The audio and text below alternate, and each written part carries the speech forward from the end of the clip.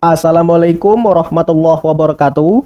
Pada video ini kita akan melanjutkan materi terakhir dari puisi rakyat, yaitu tentang menentukan isi dan menyusun puisi rakyat. Harapannya setelah menonton video ini, kamu akan lebih mudah memahami tentang cara menentukan isi dan membuat puisi rakyat itu sendiri. Memahami isi puisi rakyat tentu sangat berbeda dengan memahami prosa seperti puisi, novel, cerpen, atau drama. Dalam menyimpulkan isi puisi rakyat, kamu perlu memahami beberapa unsur. Unsur-unsur yang perlu kamu pahami diantaranya makna, tema, dan pesan dalam puisi rakyat itu sendiri. Adapun penjelasannya sebagaimana berikut ini. Yang pertama, makna dan arti puisi rakyat. Makna atau isi puisi rakyat dapat dipahami dengan baik jika mengerti kata-kata yang terkandung dalam puisi tersebut, baik dalam pantun, gurindam, maupun syair. Kamu harus menafsirkan arti setiap kata dalam puisi tersebut. Kata-kata dalam puisi rakyat terkadang bermakna konotasi, atau kata yang bisa memiliki arti yang berbeda. Misalnya, meja hijau bukan berarti meja berwarna hijau, tetapi bisa diartikan sebagai pengadilan. Kemudian dalam memahami makna dan arti puisi rakyat, ada beberapa langkah yang dapat kamu lakukan, seperti menentukan kata kunci dalam setiap baris atau larik karena kata-kata tersebut merupakan inti dari puisi tersebut. Yang kedua, bisa juga menguraikan bait puisi ke dalam bentuk prosa atau parafrase, atau menafsirkan setiap makna dari kata-kata yang ada, atau juga mengaitkan isi puisi dengan kehidupan nyata, karena memang puisi rakyat itu sangat erat dengan kehidupan manusia itu sendiri. Yang kedua, menentukan tema puisi rakyat.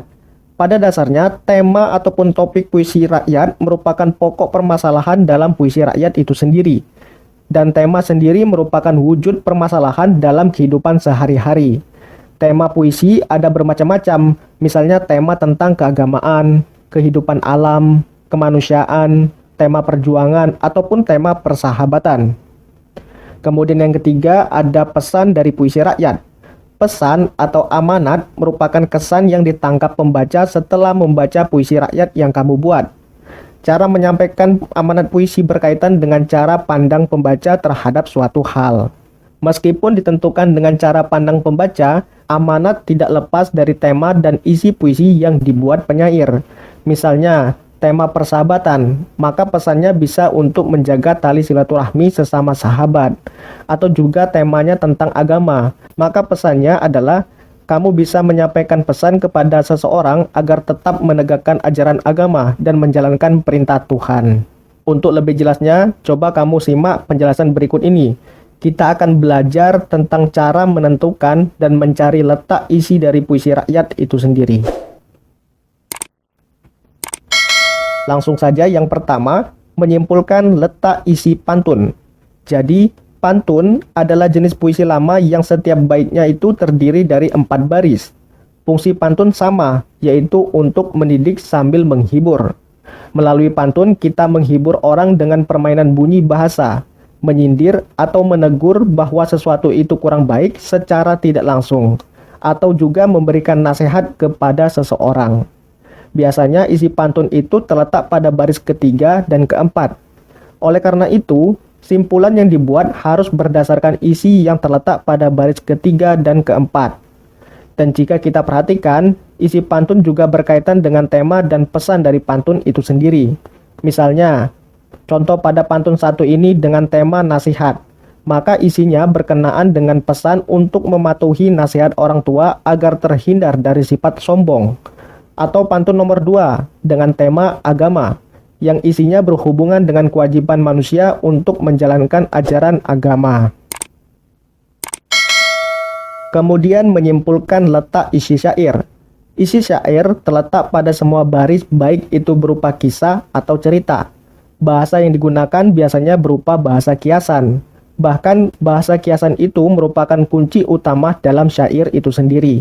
Jadi untuk menyimpulkan isi syair harus berdasarkan pada semua larik atau baris. Dengan kata lain, kamu harus jeli memahami setiap larik atau barisnya. Sama seperti pantun, syair sendiri juga memiliki beragam jenis. Salah satunya itu adalah syair agama. Syair agama muncul seiring dengan masuknya ajaran agama ke Indonesia, baik itu ajaran agama Islam ataupun ajaran agama lainnya. Selanjutnya syair kiasan.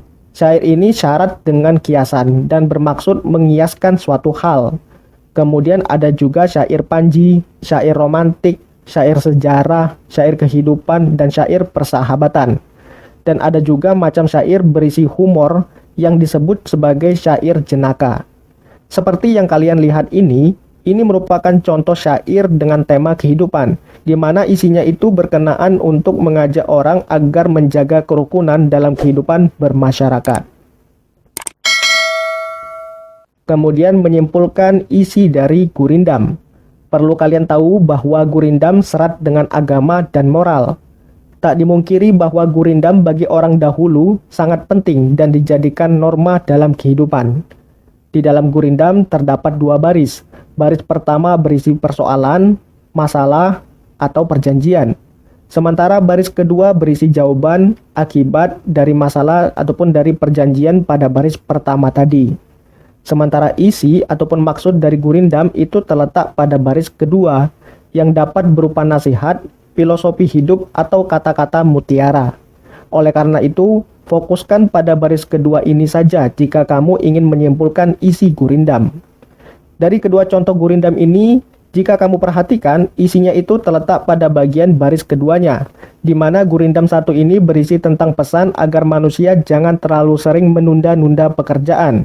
Sementara gurindam nomor 2 berisi pesan agar manusia jangan terlalu berpura-pura dalam menjalani hidup, karena bisa membuatnya tersiksa.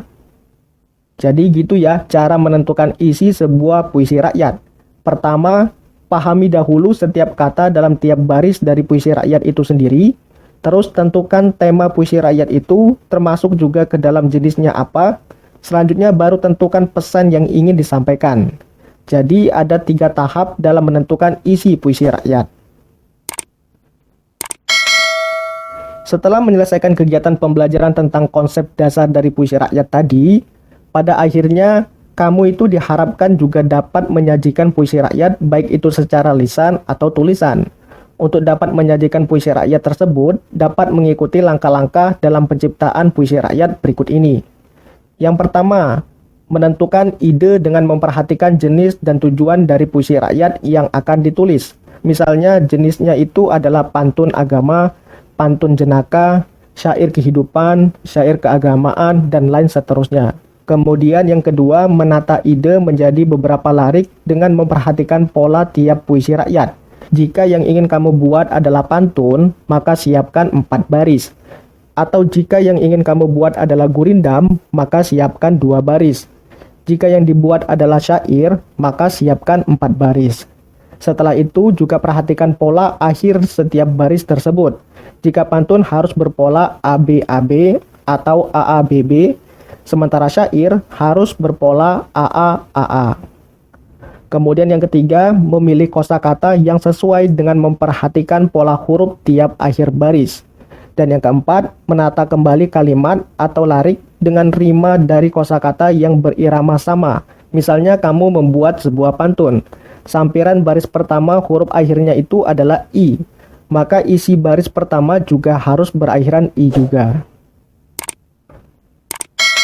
Coba kamu perhatikan contoh pembuatan puisi rakyat berikut ini, di mana contoh ini berisi cara untuk membuat sebuah pantun.